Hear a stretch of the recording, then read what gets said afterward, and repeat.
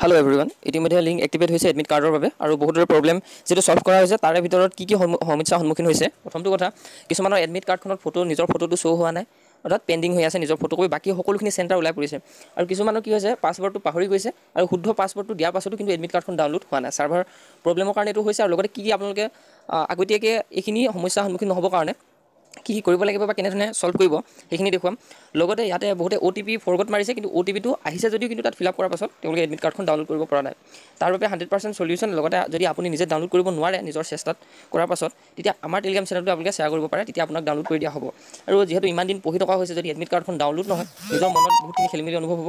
গতিকে এই প্ৰব্লেমখিনি ছল্ভ হ'বৰ বাবে আমাৰ চেনেলটোৰ লগত জড়িত থাকক ব'লক, তেনেহ'লে সকলোখিনি আমি ডিছকাছ কৰোঁ।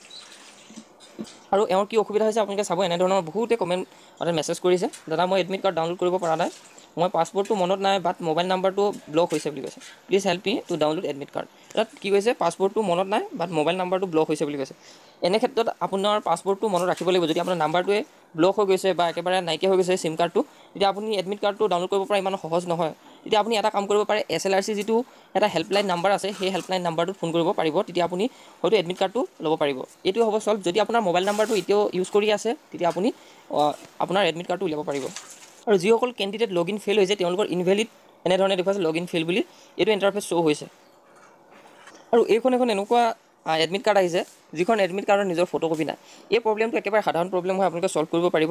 যেতিয়া আপোনালোকৰ এনেধৰণৰ দেখুৱাব, আপুনি চিম্পলি এজনৰ পৰা ৱাইফাই ল'ব, ৱাইফাই লৈ তেওঁক চলাব নিদিব, ভালকৈ এটা নেটৱৰ্ক ল'ব, ৱাইফাইৰ পৰা আপোনালোকে ৱাইফাইটো মোবাইলত এক্টিভেট কৰি লৈ এটা হটস্পট ল'ব লাগিব।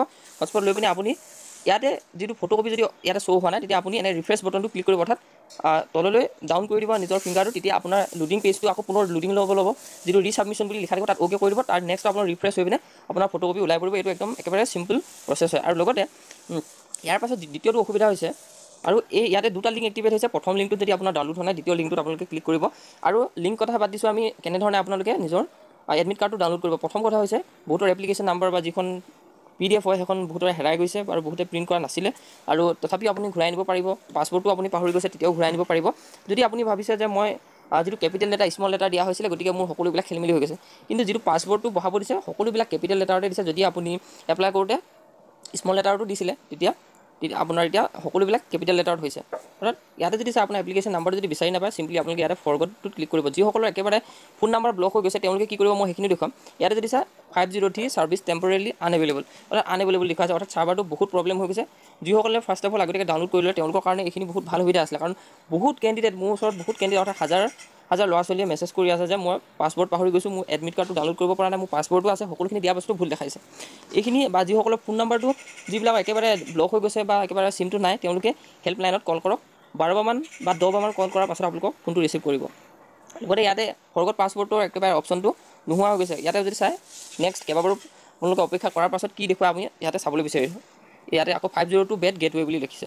এনেকুৱা ক্ষেত্ৰত আপোনালোকে প্ৰথমটো কাম কৰিব, আপোনালোকৰ ক্ৰম ব্ৰাউজাৰ আপোনালোকে যদি ইউজ কৰে, ক্ৰম ব্ৰাউজাৰত যাব, আৰু ইয়াতে আপোনালোকে